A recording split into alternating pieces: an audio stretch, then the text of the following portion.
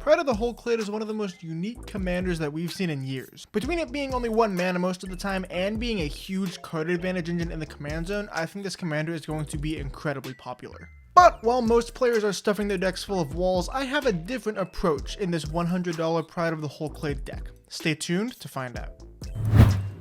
Pride of the Hull Clade is 10 and a green for a 2/15 Simic commander with Defender, but don't worry, because it costs X less to cast, where X is the total toughness of creatures you control. You can also pay 2 and 2 blue to give a creature +1/+0, can attack as though it didn't have Defender, and whenever it deals combat damage to a player, draw cards equal to its toughness. So I'm going to build this deck not based on Defenders, because I think this is a fairly common trap that this deck lends itself towards. Because Pride lets your defenders attack as though they didn't have Defender, that can lead a lot of people to thinking that you should build this as a Defender deck, which I don't think is the right call. Because if you do that, it essentially forces you to activate the Pride at sorcery speed, where if you attack with a bunch of like random 0/4 shitters, you can activate it on whichever creature isn't blocked, giving you a lot more flexibility and letting you draw cards way more often. However, the big problem with Pride is that unlike Arcades, the Pride doesn't have the clause that lets your creatures deal combat damage equal to their toughness. So your 0/4 shitters will be literal 0/4 shitters, which isn't great, obviously. But we do have a couple cards in the 99 that remedy that problem. If you want to see this list, the full thing will be down in the description below. And also, I'm starting to use Twitter now a little bit, so if you're also on that godforsaken platform like me for some reason,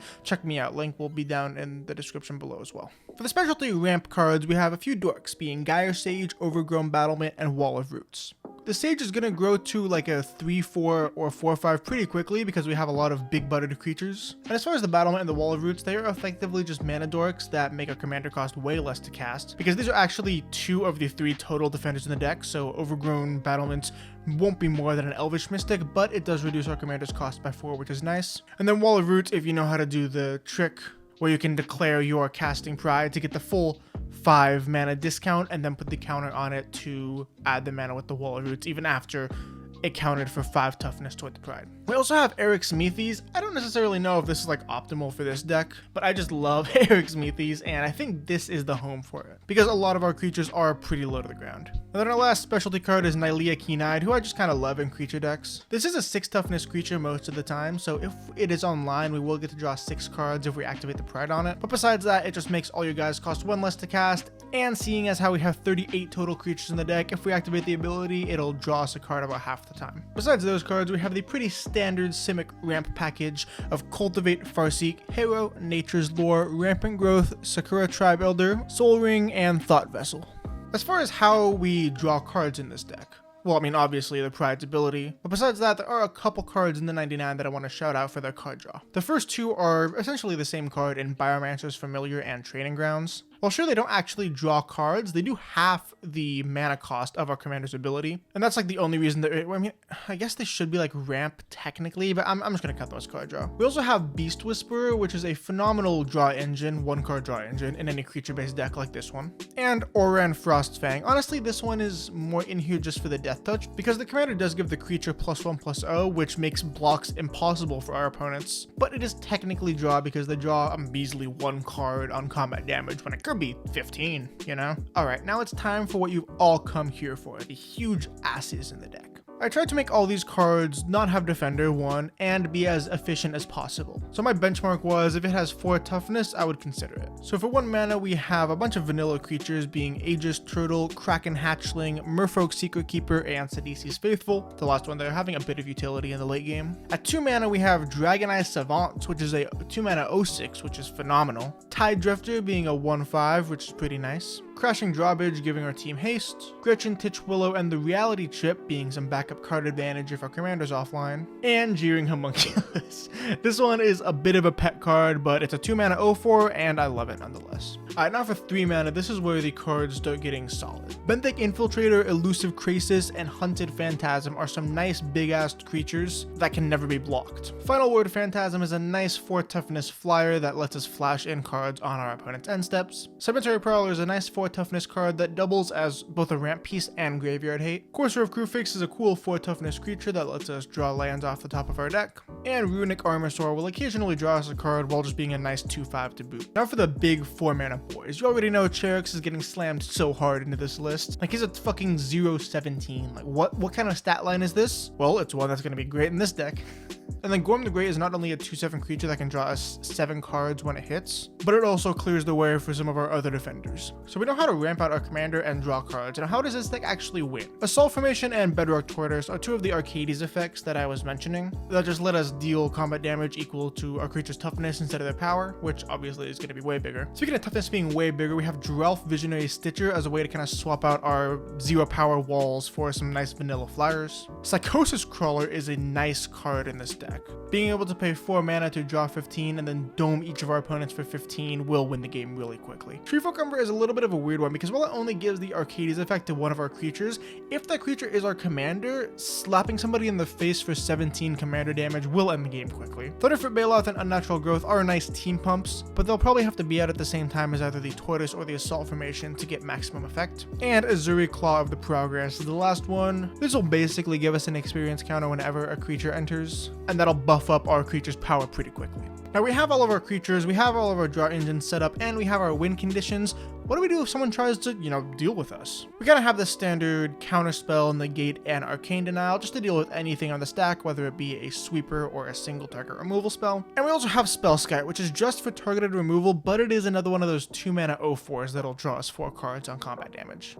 Now I just mentioned removal of our opponents, but what about some removal of our own? We have the pretty standard Reality Shift, Rapid Hybridization, Pongify, and Imprisoned in the Moon to deal with our opponent's creatures. I guess the Moon can deal with like walkers and I think lands too, but who uses it for that? This is always going on a commander. Beast Within can deal with pretty much anything we need it to. And for our 1 sweeper in the deck, we have Evacuation. I generally don't like running a ton of sweepers in these kind of decks because you're going to want our opponents to be sweeping the board for us, but I do like to have at least 1 just to be safe.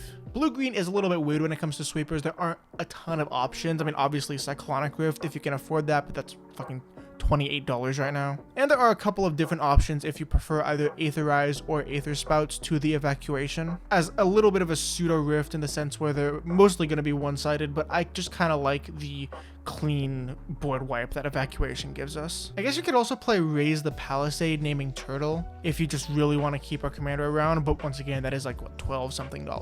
Now for the last couple cards in the deck, we have Meekstone being a nice little one-sided stacks piece for defender decks. And this is one that you can definitely swap out if your group or you just don't like that kind of style. A few unblockability effects being Aqueous Form, Key to the City, and Tetsuko Umezawa. Because obviously having your big commander or big butted creatures getting through unblockable to draw cards is nice. Chasm Skulker is in here because it's the same premise as Psychosis Crawler, except if instead of dealing direct damage to our opponents, it makes some 1/1s. Here's a spicy one for you, Majestic Genesis. It's essentially Genesis waving for X equals 11, which would be normally 14 mana, but we get to do it for only 8 because our commander is technically an 11 mana value creature. Nice. And then Court of Calling, which is great as a tutor, as just kind of more redundancy in the win condition department. This will probably mostly be tutoring for the Psychosis Crawler or the Bedrock Tortoise. Every once in a while I can imagine getting Giralf if you're in a grindier game, but mostly those two. And it can be flashed in on the end step. You could do Worldly Tutor if you want, but I personally like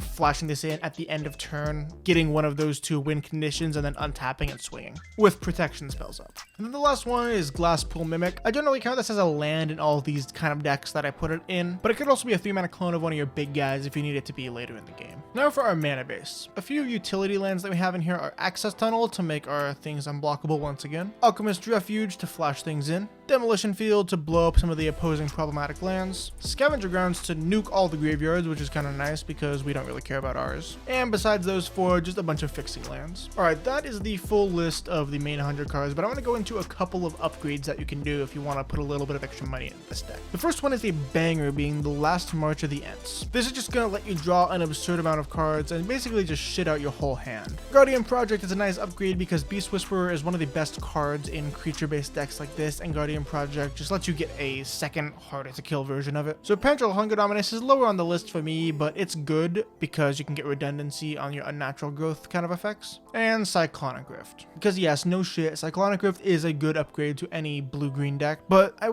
think I really like it in this one because this deck specifically is severely missing sweepers, and obviously Rift being just fucking busted, letting you get rid of all your opponent's stuff and then swing in for the win is something that this deck could really like. So that is my Pride of the Hull Clade $100 deck. What do you think? Are there any cards that I missed? Are there any cards that you'd want to swap out? Are you gonna try running this commander? Let me know down in the comments below. To all the YouTube bullshit, like, comment, subscribe, and as always, I hope you have a great day. So this was a really sweet commander deck from Markov's at Karlov Manor, but if you want to see some of the best cards in my opinion in the 99 from the exact same set, check out that video right here.